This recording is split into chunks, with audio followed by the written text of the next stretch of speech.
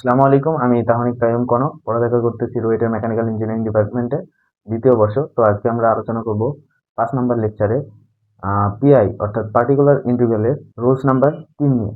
তো rules number 3 এর মধ্যে আমি রাখছি অ্যালজেব্রিক ফাংশন। অ্যালজেব্রিক ফাংশন কোনগুলো আছে? আমাদের X to the power M এই জাতীয় যতগুলো আছে সেগুলো কিন্তু অ্যালজেব্রিক, যেমন X square, X to the power 4, অথবা এই জাতীয় ধরো এমন হলো 5x² প্লাস 2x, এই জাতীয় কিছু থাকলে আমাদের এই রুলসটা অ্যাপ্লিকেবল হবে। তো এই রুলসের বিষয়ে কিছু বলার আগে আমরা কিছু সূত্র দেখে নিই, যেটা আমরা নিচের ক্লাসে শিখে আসছি। সেটা হচ্ছে 1 প্লাস এক্স ইনভার্স এমন আছে, অথবা 1 মাইনাস এক্স ইনভার্স এমন আছে। তাহলে এইগুলার সিরিজ কি হবে? সিরিজ মানে কি? ধারা ধারা যেটা আছে সেটা কি হবে? তো দেখো যে ফার্স্টে 1 দিবা, তারপরে এক্স, তারপরে এক্স স্কোয়ার, তারপরে এক্স কিউব, এভাবে করে চলতে থাকবে আর কি, ডট ডট ডট। ঠিক আছে, চলতে থাকবে। এখন সাইন কি হবে? সাইন হবে, দেখো এই জায়গায় প্লাস আছে, তার মানে হবে প্রথমটা প্লাস, তারপরে মাইনাস, তারপরে প্লাস, তারপরে মাইনাস, এভাবে করে চলতে থাকবে। ঠিক আছে, যদি মাঝখানে প্লাস থাকে। আর যদি এই জাতীয় ফাংশনের মানে সিরিজের ক্ষেত্রে আমাদের লক্ষ্য করতে হবে, যদি মাঝখানে মাইনাস থাকে তাহলে একই রকম ভাবে 1 x, x square, x cube এরকম চলতে থাকবে। ঠিক আছে, কিন্তু মাঝখানে যে সাইনটা হবে সেটা হবে আমাদের প্লাস। ঠিক আছে, তার মানে এখানে প্লাস থাকলে এই জায়গায় এক ঘর পর পর প্লাস মাইনাস রিপিট হবে, কিন্তু এই জায়গায় মাইনাস থাকলে সবগুলোর ক্ষেত্রে প্লাস হবে। ঠিক আছে, এই দুইটা সূত্র আমাদের লাগবে এইটা সলভ করার ক্ষেত্রে। তো এই দুইটা মাথায় রাখবা। আর আরেকটা জিনিস, যদি অ্যালজেব্রিক ফাংশন থাকে রাইট সাইডে, এই জাতীয় অ্যালজেব্রিক ফাংশন থাকে, তাহলে আমাদের কি করতে হবে, যে অক্সিলারি ইকুয়েশনটা আসবে, ওই অক্সিলারি ইকুয়েশনে যে কোনো এক জায়গায় আমাদের 1 আনতে হবে, তারপরে ক্যালকুলেট করতে হবে। তো এটা মাথায় রাখো, আমরা যখন ম্যাথ সলভ করবো তখন দেখবো যে কিভাবে কাজ করে এটা। দেখো 1 নম্বর ম্যাথটা আমরা কি বের করব, আমাদের সিএফ এবং পিআই বের করতে হবে, তারপর জেনারেল সলিউশন বের করতে হবে। তো জেনারেল সলিউশন বের করার জন্য আমাদের প্রথমে অক্সিলারি ইকুয়েশন বের করতে হবে। অক্সিলারি ইকুয়েশন হচ্ছে D cube minus 3d plus 2 is equal to 0। এখন আমাদের ডি এর মানটা বের করতে হবে ক্যালকুলেটর দিয়ে। ক্যালকুলেটর দিয়ে ডি এর মানটা সিম্পলি বের করে নেব। এটা সলিউশন আসছে তিনটা, সেটা হচ্ছে -2, 1, 1। তো এখন দেখো যে এই জায়গায় আমাদের দুইটা রিপিট হয়েছে, কিন্তু সেম জিনিস রিপিট হয়েছে। তাহলে আমরা সিএফ কিভাবে লিখতে পারি? সিএফ লিখতে হবে প্রথমে তো অ্যাজ ইউজুয়াল একটা arbitrary constant e to the power m x কত, -2 ইন্টু এক্স, প্লাস দিয়ে আমাদের দেখো দুইটা সেম আছে, তার মানে C2 প্লাস C3 লিখবো। এরপরে যে কোনো একটার সাথে একটা এক্স গুণ করবো, গুণ করার পরে আমাদের ই টু দি পাওয়ার এম এর মান কত, 1, তার মানে ই টু দি পাওয়ার এক্স। আমাদের সিএফ এর মান বের করা শেষ। এরপরে আমাদের পিআই বের করতে হবে। পিআই বের করার ক্ষেত্রে আমাদের রাইট সাইডে কি ফাংশন আছে? একটা অ্যালজেব্রিক ফাংশন আছে। তো অ্যালজেব্রিক ফাংশন আমরা পিআই বের করি, PI is equal to 1/f(d) into সেই ফাংশনটা কত, এক্স। তো f(d) কত আমাদের? f(d) এই যে এটা, f(d) হচ্ছে d cube minus 3d plus 2 into x. এখন দেখো যে আমরা বলছিলাম যে ফাংশনটা আছে সেটার যে কোনো এক জায়গায় 1 আনবো। তো দেখো যে এই জায়গায় d কিউব আছে, মাইনাস 3d আছে, এই জায়গায় 2, এই জায়গায় যদি আমরা পুরাটাকে 2 দিয়ে ভাগ দিই তাহলে কিন্তু এই জায়গায় 1 চলে আসবে সহজেই। তো আমরা 2 দিয়ে ভাগ দিব, তার মানে 1/d³ মাইনাস 3d/2 প্লাস 1। হ্যাঁ, 1 কেন আনছি একটু পরে বুঝতে পারবা। তো 1 আনার পরে 2 দিয়ে ভাগ দিলাম, ভাগ দিলে আমাদের এমন আসছে, তো ইন্টু এক্স থাকলো। এখন দেখো যে এটা তো করলাম, করার পরে দেখো যে এই 1টাকে আমরা সামনে আনি। সামনে আনার কি বেনিফিট হবে ভাই? তো দেখো যে বেনিফিট হবে 1/1 মাইনাস 3d/2 প্লাস d³/2। ঠিক আছে, এটা করলাম, করার পরে ইন্টু এক্স তো আছে। এখন আমরা সবসময় মনে রাখবো যে আমি প্রথমে যে সূত্রটা দেখালাম 1 প্লাস এক্স ইনভার্স, এটার সিরিজ যে দেখালাম ওইটাই আনার চেষ্টা করতে হবে। তো এটাকে যদি ওইভাবে আনার চেষ্টা করো তাহলে 1 মাইনাস কমন নিলে এই জায়গায় তোমরা লিখতে পারো নিচে 2 3d মাইনাস d³ এভাবে লিখতে পারো। ঠিক আছে, আবার যদি d³ তোমরা আগে দাও তাহলে এই জায়গায় কিন্তু আমরা প্লাসের সূত্রটা ইউজ করতে পারি।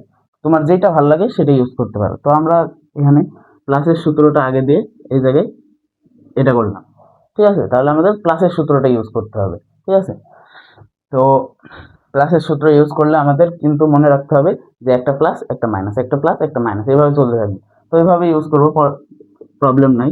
তো এটা লেখার পরে দেখো যে 1 প্লাস এটা আছে, তো এটার যদি আমরা পাওয়ার কি 1 আছে না, এখন যদি আমরা এটাকে উপরে উঠাই দিই তাহলে এটাকে আমরা লিখতে পারি 1 plus D cube minus 3d by 2 এটার হোল ইনভার্স 1, এটা লেখা যায়। এখন দেখো যে এটা তো লিখলাম, কিন্তু এই জায়গায় একটা ভুল করছি, সেটা হচ্ছে 2 দিয়ে তো ভাগ দিছি, কিন্তু 2টা গুণ করা লাগবে না, না হলে কাটাকাটি করবে কিসে।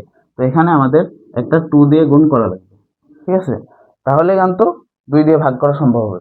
তো এখানে একটা নিচে আমাদের 2 আসবে, এখানে 2 আসবে, তার মানে এখানে আমাদের 1/2 আছে, ঠিক আছে, 1/2 আছে, তারপরে এটা আসলো ইন্টু এক্স, ঠিক আছে।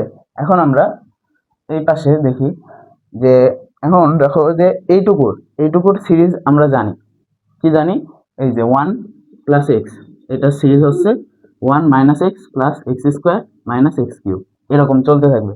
তো আমরা এইটুকুকে ওই সিরিজে বসাবো, সিরিজে বসালে 1/2 সিরিজে বসালে ফার্স্টে আমাদের কি থাকবে 1, তারপর কি minus minus D cube minus 3d/2, ঠিক আছে, এরপরে কি plus D cube minus 3d/2 whole square, ঠিক আছে। এরপরে ডট ডট দিয়ে চলতে থাকবে, কিন্তু আমি এত দূর পর্যন্ত নিচ্ছি কারণ দেখো এই যে এক্স আছে, এক্স থাকলে আমাদের যে এটার পাওয়ার 1 না, এটার পাওয়ার 1, এটার পাওয়ার 2, তার মানে এক্স থাকলে এক্স এর পাওয়ার কত 1, তার মানে আমরা এই যে এই ঘর পর্যন্ত নিব, এর বেশিটা নিলে যদি ডেরিভেটিভ করি তাহলে কি আমাদের 0 চলে আসে, তার মানে কি এগুলোর প্রয়োজন আছে, কোনো প্রয়োজন নেই, তার মানে আমরা এই পর্যন্ত রাখবো ইন্টু এক্স। এখানে যদি এক্স স্কোয়ার থাকতো তাহলে আমরা আরো একটা পদ নিতাম, যদি এক্স কিউব থাকতো আরো 2টা পদ নিতাম, কিন্তু আমাদের এক্স আছে তাই আমরা একটা পদই নিব, ঠিক আছে। তো এখন 1/2, এখন যদি এক্স দিয়ে এখানে গুণ করো তাহলে এক্স আসছে। আর এখন দেখো ডি কিউব, এখন এক্স কে একবার ডেরিভেটিভ করলে আমরা কি জানি 1 হয়, যখনই 2বার ডেরিভেটিভ করি তখন আমাদের কি আসে অ্যান্সার 0 আসে। তো এখন দেখো এখানে কি ডি কিউব আছে, ডি কিউব করলে কি নিঃসন্দেহে 0 আসবে, তার মানে এটাকে আমরা 0 দিতে পারি। মাইনাস 3d ইন্টু এক্স, এখন এক্স কে একবার ডিফারেন্সিয়েশন করলে 1 হয়, তার মানে 3 ইন্টু 1 বাই নিচে কত 2, ঠিক আছে। এই হচ্ছে আমাদের অ্যান্সার। এখন তুমি সিম্পলিফাই করবা তাহলে হয়ে গেল, তার মানে 1/2 এক্স মাইনাস, এই জায়গায় দেখো যে মাইনাস 3 আছে, এখানে আমরা প্লাস 3/2 লিখতে পারি। এখন তোমরা এই যে যে পিআইটা পাইলাম এটা আর এই সিএফটা যোগ করলে জেনারেল সলিউশন হয়ে যাবে। তো আমরা জেনারেল সলিউশনটা এখানে লিখে দিই, জেনারেল সলিউশন যেটা হবে সিএফ প্লাস পিআই, সেটা হচ্ছে CF c1 e to the power 2x plus c2x plus c3 e to the power x plus PI এর মান কত 1/2 x প্লাস 3/2। এখন আমরা এই 2 নাম্বারটা সলভ করব। 2 নাম্বারটা সলভ করার ক্ষেত্রে আমাদের কি করতে হবে, প্রথমে অক্সিলারি ইকুয়েশন বের করতে হবে। তো অক্সিলারি ইকুয়েশন বের করার জন্য আমরা d কিউব dx কিউব কে কি লিখতে পারি, বড় হাতের d cube y minus 2dy plus 4y is equal to 3x square minus 5x plus 2, এটা লিখতে পারি। এখন দেখো এখান থেকে dy কমন, d না y কমন যায় না, সব জায়গায় y আছে, তার মানে আমরা লিখতে পারি y d cube minus 2d plus 4 is equal to 3x square minus 5x plus 2। এখন দেখো যে এইটুকু সমান 0 ধরলে আমাদের অক্সিলারি ইকুয়েশন হয়, তার মানে d cube minus 2x plus 4 is equal to 0। এখন d এর মান আমাদের কিভাবে ক্যালকুলেট করব, ক্যালকুলেটর দিয়ে তোমরা ডিরেক্ট বের করতে পারো। তো ক্যালকুলেটর দিয়ে বের করি, দেখো এটা সমাধান আসছে 2 1 প্লাস মাইনাস i, এটার যে d এর মান আসছে একটা হচ্ছে 2 আর একটা হচ্ছে 1 প্লাস i আর একটা হচ্ছে 1 মাইনাস i। তো এখন দেখো এখানে কিন্তু কমপ্লেক্স নাম্বার চলে আসছে, তার মানে আমরা সিএফ কিভাবে বের করতে হবে, সিএফ বের করার নিয়ম 2 এর জন্য তো অ্যাজ ইউজুয়াল প্রথম রুলস সেটা হচ্ছে c1 e to the power 2x, এটুকুর মান কাজ শেষ। এখন দেখো কমপ্লেক্স নাম্বার আছে, কমপ্লেক্স নাম্বারের জন্য জানি আমরা কি e to the power alpha x, তারপরে থার্ড ব্র্যাকেট এই যে যেহেতু c1 বসাইছি c2 cos beta x plus C3 sine beta x. এখন এই আলফা বিটা কোনটা, এই যে দেখো আলফা হচ্ছে 1 আর বিটা কত, বিটাও আমাদের 1, কেননা আয়ের সহগ কত 1 আর আলফা হচ্ছে 1, তার মানে এই জায়গায় আমরা 1 বসাবো আর এই cos বিটার জায়গায় 1 বসাই দাও, আর না বসাইলেও সমস্যা নেই কেননা 1 আমরা বসাই না অ্যাজ ইউজুয়াল। তো আমাদের CF বের হয়ে গেল, ঠিক আছে। তো এখন আমরা PI বের করব কি করে, PI is equal to 1/f of D, তারপরে ফাংশনটা কত আমাদের 3x² মাইনাস 5x প্লাস 2। এখন দেখো f অফ ডি মানে কত আমাদের, এই যে এখানে পাইছি d³ মাইনাস 2d প্লাস 4। এখন দেখো যে এই জায়গায় আমাদের কি আছে, অ্যালজেব্রিক ফাংশন থাকলে কি হয়, আমাদের যে কোনো এক জায়গায় 1 আনতে হয়। তো এখন আমরা 1 আনবো, 3x² মাইনাস 5x প্লাস 2। কারণ 1 আনার জন্য আমরা কি করব, 4 দিয়ে ভাগ করে দেব, তার মানে 1 4 দিয়ে ভাগ করলে মাইনাস 2d/4 প্লাস d³/4, ঠিক আছে।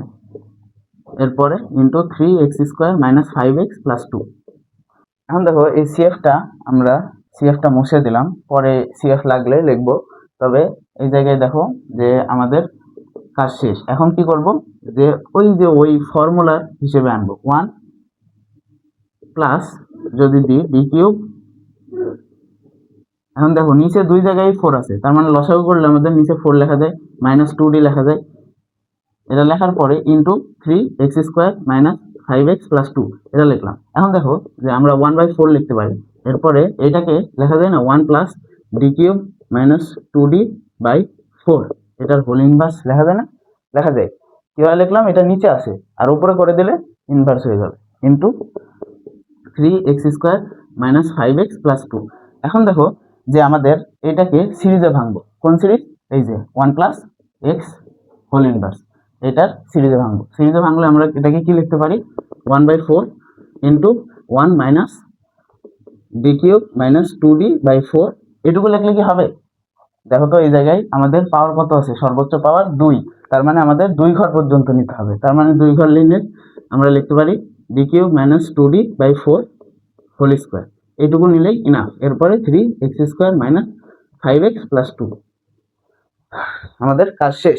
এখন এটা সলভ করব কোথায়, সলভ করি এখানে এটুকু মুছে দিলাম, মুছে দিলে এখানে লিখতে পারি 1/4। এখন দেখো যে এই জায়গায় এটাকে গুণ করে দিলে 1 এর সাথে আমরা কি লিখতে পারি, 3x² মাইনাস 5x প্লাস 2, এটুকু লিখে দিলাম।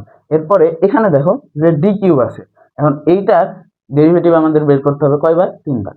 তো 3 বার কি বের হবে, x² আছে 0 হয়ে যাবে, তো এটাকে আমরা 3 বার ডেরিভেটিভ করে রাখি পাশে, যাতে আমাদের পরে ইউজ করতে পারি। তো ddx of 3x² minus 5x plus 2, এটার মান কত, এটার মান হচ্ছে 6x মাইনাস 5, তারপরে dx² মাইনাস 5x প্লাস 2, এটা 6।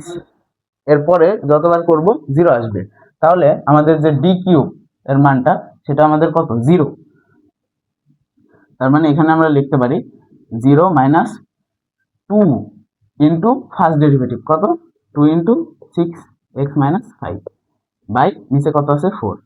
আমাদের এটুকুর কাজ শেষ। পরেরটা দেখো d³ এর ডেরিভেটিভ এটা করলে 0 হয়, তার উপর স্কোয়ার আছে, তার মানে কি এটা 0ই হবে, তাই এখানে প্রয়োজন নাই। কিন্তু এই জায়গায় দেখো 2d আছে, 2d এর উপর যদি আমরা স্কোয়ার করি তাহলে কত হচ্ছে, তাহলে আমাদের d² আসছে, d² এর মান আমাদের পাইছি না 6, তাই আমরা ওখানে বসাই দেব, তার মানে প্লাস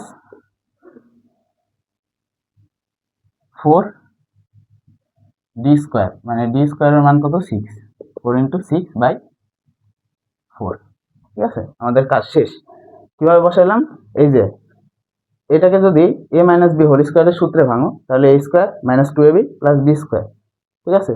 তো যখন 2ab দিবা তখন d³ ইন্টু d, তার মানে কি d², তার মানে আমাদের এটার মান 0 আসবে। কিন্তু লাস্টের যে টার্মটা সেটা হচ্ছে কি b², তখন b² বসাবা তখন হচ্ছে 2d², মানে কত 4d²। এখন 4 তো 4 থাকলো, এখন d² এর ভ্যালু কত 6, এই 6 বসালাম, নিচে 4 অ্যাজ ইউজুয়াল থাকলো। ঠিক আছে, এটুকু বুঝতে হবে। এখন আরেকটা বিষয়, সেটা যেহেতু স্কোয়ার করছি, 4 এর স্কোয়ার কত আমাদের 16, এখানে 16 লিখে দেবো। ঠিক আছে, এখন আমাদের এটা ক্যালকুলেট করে বসাইতে হবে, তাহলে আমাদের কাজ শেষ। 1/4 3x square minus 5x plus 2। তো প্লাস 2 এই জায়গায় দেখো মাইনাস আছে, এখানে প্লাস মাইনাস আছে, তার মানে এই জায়গায় আমরা কি লিখতে পারি, প্লাস 12x/4 লিখতে পারি। এরপরে দেখো মাইনাস মাইনাস মাইনাস, তার মানে কি মাইনাস মাইনাস 5×10/4, এটা আমাদের শেষ। এরপরে এখানে 424/16 শেষ। এখন আমাদের জাস্ট ক্যালকুলেশন করতে হবে। ক্যালকুলেশন করবো কি দিয়ে, ক্যালকুলেটর দিয়ে। 1/4 এই জায়গায় 3x square minus 5x plus 2 plus, দেখো এইগুলোকে ছোট করা যায়, তারপরে এটাকে সরল করা যায়। 3x মাইনাস এই জায়গায় 5/2 লেখা যায়, আর এই জায়গায় যদি কাটাকাটি করো তাহলে 8 দিয়ে করা যায়, যদি 3/2 লেখা যায়। এখন 1/4 দিয়ে পুরোটাকে গুণ করে দাও, গুণ করে দিতে পারো বা এমনই রাখতে পারো, যেহেতু আমরা সিএফ পাইছি, সিএফ আগে বের করছিলাম, আর পিআই হচ্ছে এটা। এখন আমাদের জেনারেল সলিউশন যেটা হবে, জেনারেল সলিউশন সেটা হবে সিএফ প্লাস পিআই। সিএফ আমরা আগে পাইছিলাম, ওটা মুছে দিছি, ওইটা লিখবা সিএফ এর জায়গায়, আর পিআই এর জায়গায় এই পুরো মানটা লিখবা, তাহলে আমাদের জেনারেল সলিউশন বের করা হয়ে যাবে। তো আর সলভ লেখা মানে কি, জেনারেল সলিউশনই বের করা, তো আমাদের অ্যান্সারটা হয়ে যাবে।